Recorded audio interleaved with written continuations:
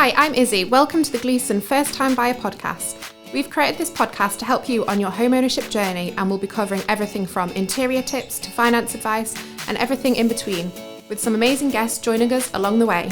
As the leading house builder for first-time buyers, we're proud to make home ownership a reality for our customers, with 86% of our customers first-timers.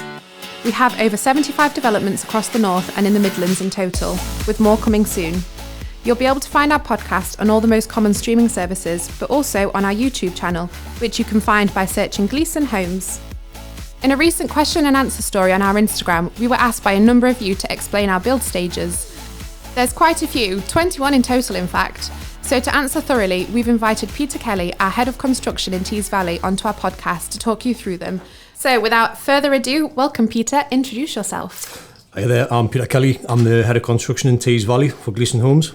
I've been working at the company now about 20 months and I've never been happier, I'm perfectly honest. About what I do on a daily basis, I think if you would ask me missus, it would be sitting around drinking coffee all day. If you ask my kids, it would probably be daddy builds houses and that's about it. None of the other extents of what I do, but my daily basis can range from meetings to site visits to client visits, health and safety visits, sitting around doing programming on my own and my little lonesome, which is generally where I get most of my work done because I get left alone for 5 minutes.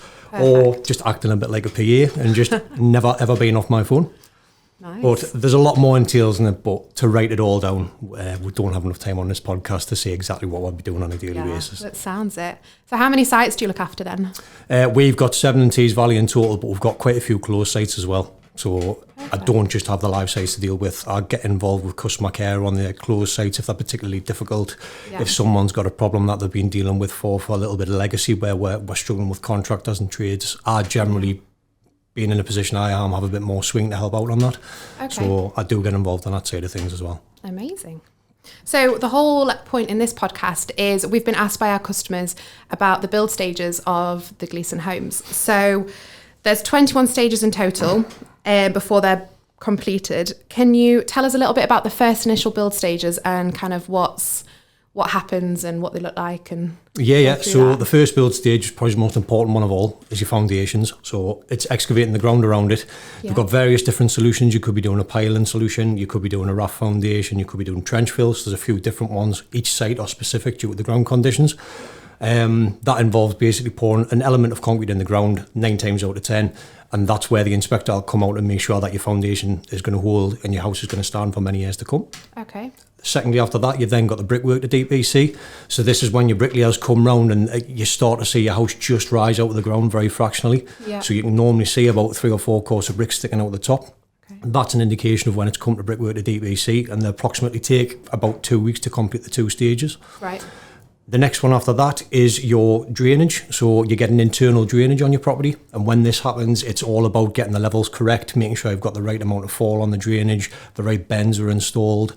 Then HPC generally come out and check that as well, especially on the first few plots on site, just to make sure that the new team, the new site management that's coming on board, they're all building to how they should be from day one. Okay. And then the next one after that's build stage 4, which is concrete slab and external drainage.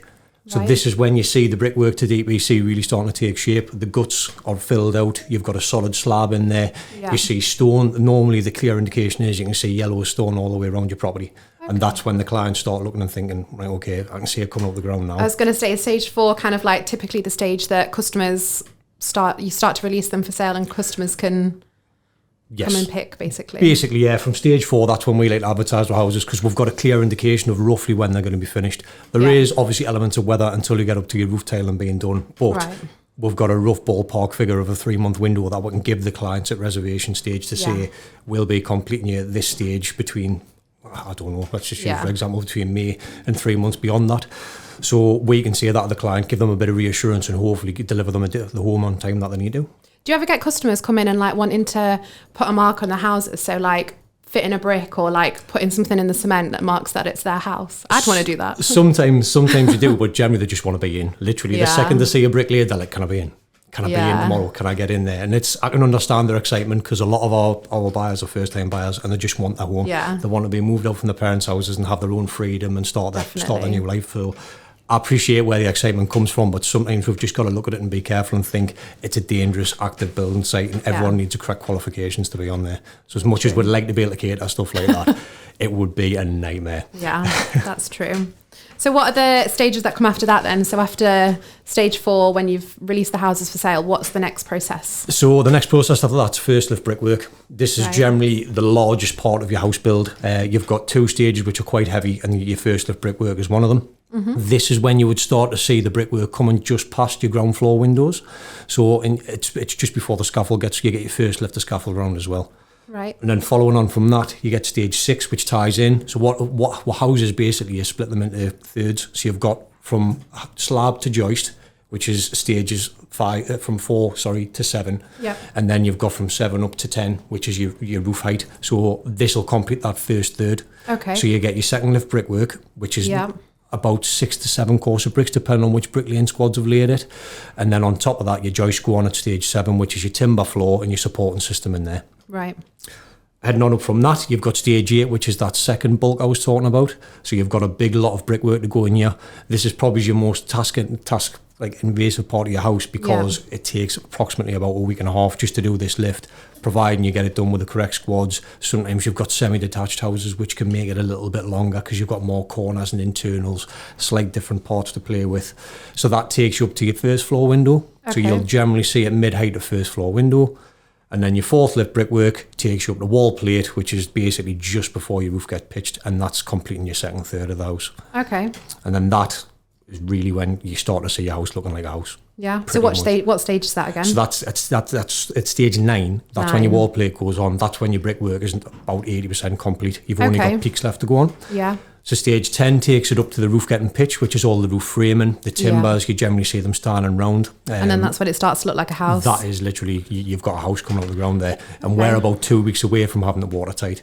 At that point there, for a builder, that's a dream. Once you've got it watertight, you can start building internally. You can get on, we can get what trades in who we need to get in.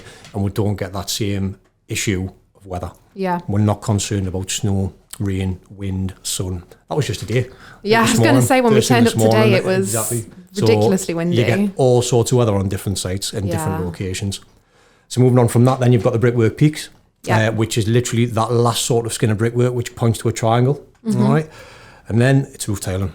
So quite clearly indicated by the fact your plot looks like a house completely. Most people think, that's it, I'm finished, I'm moving in next week. I was going to say, I bet it's quite deceiving, because you think it's ready, but 10 out of 21 stages, still a lot to go. There's still a lot to go, because you've got all of the internal guts, and that's where the main stuff comes from. The first 12 stages get you a quality home that you know that's going to last on the external. You've got all the structural stability in there. Everything's been taken care of. It's been inspected by the NHBC as it's worked through. Now it's time to get inside the house and make the house look like a home internally. So the first stage, once you get inside there, stage 13, this is your first fixed joiner. That'll generally when your stairs are fitted. Your windows will generally get fitted around about the same time, so you can tie it in together, and the process takes approximately 3 to 5 days. Next stage after that, stage 14, where you'll get your cavity insulation blown in, you'll get your first fixed plumbing and electric done, you'll get the labourers going around doing a little bit of titivating and touching up and making sure the house is nice and presentable. Yeah. This stage is particularly key, because although all the client sees is what's on the outside, after the plasterboard's fitted, the white paint, the nice looking doors, the handles, if this part isn't right, this is where the leak can come from, this is where the damaged cables can hit, the boarding can't be done correctly, it needs to be pristine, and it's probably the part of the house which takes the most detail and attention apart from the final snag before we move someone in. It's making the house go from a house to a home, kind of, so when people 100%. Can start to decorate and the blank canvas for them moving in. Yeah, 100%. So get that right, and we've got some really good grounds to work off. Yeah. Stages 15 and 16 tie in together, because they're generally done by the same contractor. So you've got a boarder who goes in at 15. They take about 3 to 5 working days, depending on the house. And then at 16, we've got a couple of different things in different regions, so it's probably worthwhile explaining both. You've either got skimming or you've got taping. There's 2 different elements to this, but they give you the same feature at the end of it. Okay. So skimming's a plaster finish, so it's putting the full cementitious material across the board. But the taping side of it, you just literally taping your joints between your boards, and then the plaster boards are the finished. It's just got slightly different designs and features, but it still gives you the same product at the end of it. It's actually region specific. Some different regions operating at more. So the northeast, we tend to go with taping as opposed to plastering, but we are starting to change the plastering a bit more to come in line with the specification, whereas most of the other areas do plastering as standard. That then is when the house starts to look quite small. Probably the best way to describe this stage, because a lot of clients used to ask to go in and see this stage, and we used to try and deter it because everything's quite a dark colour. It's not got anything filling it, and it doesn't look like the show homes. It takes away from what the magic is of seeing your house when it's finished. In our last podcast, Daisy was talking about this, saying that we try to stop people from going in just because we don't want to lose the illusion of, if they've been into the show home, seen it all nicely decorated, then they go into their home, what they think from the outside looks really nice, and then it's just not quite finished. It's a very strange thing, and it's something I found when I first came into house building. I couldn't understand and fathom how these houses got bigger in 6 stages. It doesn't really make sense, but it does happen. By the time we're finished and we'll move these people in, it's totally different. So once you plasterboard a house and you see the dark boards on the walls and you look at the rooms and you think, I'm not going to get a bed in here.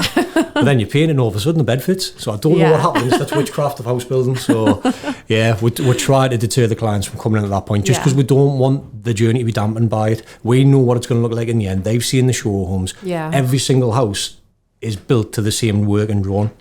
But at the same time, every house is individual. So what you've got is a different set of trades building a different house. So you could have a 309 house type being built on one site, and then 2 miles down the road you'll have a 309 house type being. That is completely catered and individual to that client, because it's had a different aspect of tradesmen on that house. So you're always going to get a bespoke product, even though it's not advertised as bespoke, because everything's slightly done, different quirks, different changes. We try to keep them as standard as we can, but you never get that. It's not a production line finish, it's a man-made product.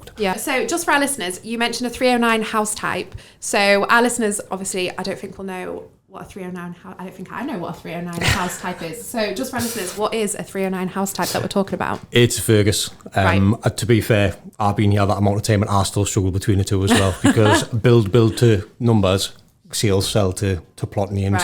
But it's a Fergus house type, so anyone buying a Fergus to reference. But the same applies to any style house type. It could be any number, any style of house. It is a man-made product. But moving on to stage 17 after that, so we've got, comes in then the second fixed joiner. So he fits skirtings, architraves around the house. He starts swinging doors.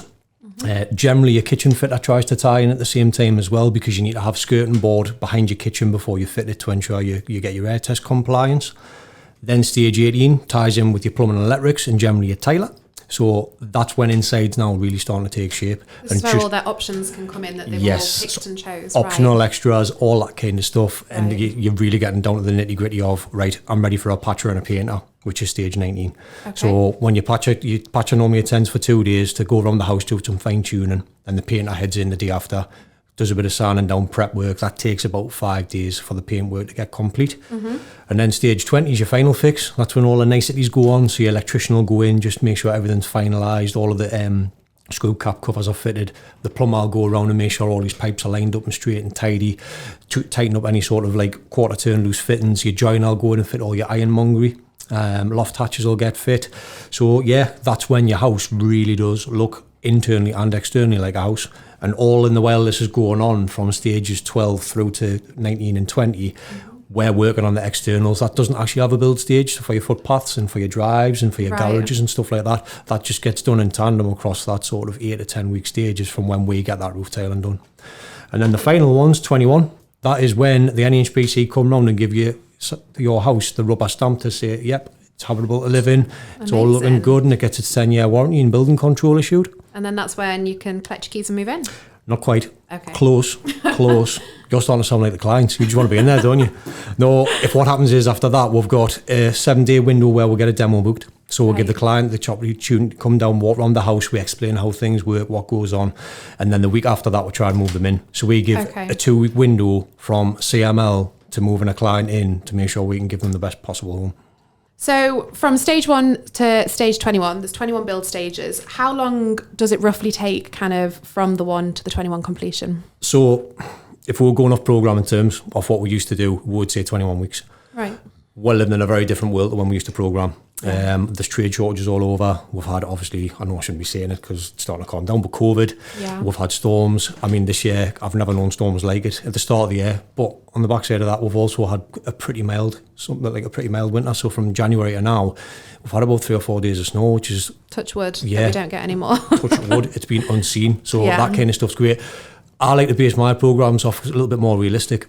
So I aim for 3 months to get up the roof, and then 3 months from roof to getting someone moved in. That gives me ample time to get round, check it, to make sure it's okay, make sure my site guys are doing what they're doing. And also, if we come across any resourcing issues, it gives me time to implement some strategy to try and counteract that before it becomes a problem for the homeowner. Yeah. So being realistic and telling clients where we're sitting at 21 weeks would be a hard one to achieve.